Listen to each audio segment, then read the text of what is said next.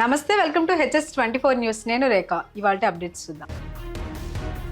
ఏలూరు జిల్లాలో సీఎం చంద్రబాబు పర్యటించారు. బీసీల రక్షణ కోసం ప్రత్యేక చట్టాన్ని త్వరలోనే తీసుకురాబోతున్నామని తెలిపారు. బీసీలకు 55 కార్పొరేషన్లు పెట్టామని అన్నారు. బీసీలకు ప్రత్యేక ప్రణాళిక తీసుకువచ్చామని చెప్పారు. అన్ని వర్గాల కంటే మిన్నగా బీసీ వర్గాలను ముందుకు తీసుకువెళ్లడమే ప్రభుత్వ లక్ష్యమని సీఎం చంద్రబాబు పేర్కొన్నారు. ఉమ్మడి నెల్లూరు జిల్లాలో జగన్ ప్రభుత్వ హయాంలో భారీ క్వాడ్స్ కుంభకోణం జరిగింది. దాదాపు 10,000 కోట్లకు పైగా స్వాహా చేశారనే ఆరోపణలు వినిపిస్తున్నాయి.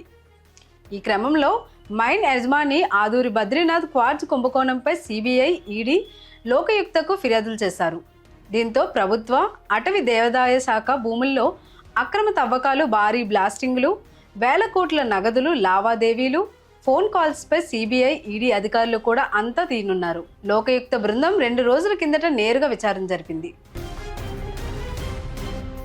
వైసీపీ అధినేత వైఎస్ జగన్మోహన్ రెడ్డి సతీమణి భారతిరెడ్డి మీద సోషల్ మీడియాలో చేసిన వ్యాఖ్యలపై ఏపీ కాంగ్రెస్ అధ్యక్షురాలు వైఎస్ షర్మిల స్పందించారు. రాజకీయ కక్షలతో కుటుంబాలను రోడ్డు మీదకు లాగడం సరికాదన్నారు. ఇలాంటి వారిపై కూటమి ప్రభుత్వం కఠిన చర్యలు తీసుకోవాలని డిమాండ్ చేశారు. విజయవాడలోని కాంగ్రెస్ కార్యాలయంలో షర్మిల మీడియాతో మాట్లాడుతూ ఇలా నీచపు కామెంట్లు తీవ్రవాదంతో సమానమని అన్నారు. సోషల్ మీడియాలో అసభ్యకరంగా మాట్లాడే వాళ్లపై, రేటింగ్స్ కోసం ఎంటర్టైన్ చేసే యూట్యూబ్ ఛానళ్లపై కఠిన చర్యలు తీసుకోవాల్సిందని వైఎస్ షర్మిల డిమాండ్ చేశారు.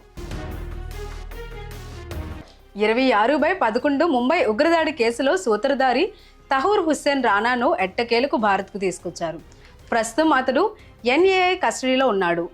ఈ క్రమంలో రానా గురించి గతంలో ప్రధాని నరేంద్ర మోడీ చేసిన ట్వీట్ ప్రస్తుతం సోషల్ మీడియాలో వైరల్ అవుతుంది. 2011లో ఈ కేసుకు సంబంధించి అమెరికా కోర్టు కీలక తీర్పునిచ్చింది. ముంబై ఉగ్రదాడుల్లో రానా ప్రత్యక్ష పాత్ర లేదని స్పష్టం చేసింది. కానీ ఆ దాడులకు కారణమైన ఉగ్ర సంస్థకు మద్దతిచ్చినందుకు రానాను దోషిగా తేల్చింది.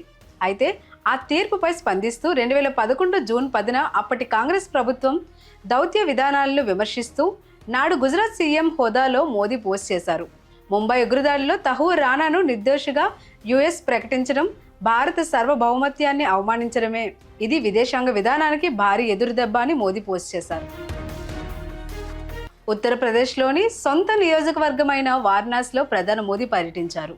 3,880 కోట్ల విలువైన 44 గ్రామ అభివృద్ధి ప్రాజెక్టులకు శంకుస్థాపన చేశారు. ఈ సందర్భంగా ఏర్పాటు చేసిన బహిరంగ సభలో ప్రసంగించి ప్రధాని ప్రతిపక్ష పార్టీలపై ఈ మేరకు విమర్శలు చేశారు. దేశానికి సేవ చేయడంలో తమ ప్రభుత్వం సబ్కా సాత్ సబ్కా వికాస్ మంత్రంతో ముందుకు సాగుతుందన్నారు.